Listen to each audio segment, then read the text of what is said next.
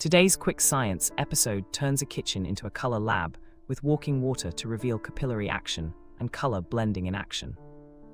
Materials are simple: 3 clear cups, paper towels, water, and 2 food colorings. Fill the outer cups with red and blue water, place the empty middle cup, and thread towels between them. Capillary action lifts water up the towels, weaving red and blue into purple as colors meet. This tiny demo links everyday life to plants and pipes, turning curiosity into a refreshing, hands-on lesson for curious minds everywhere.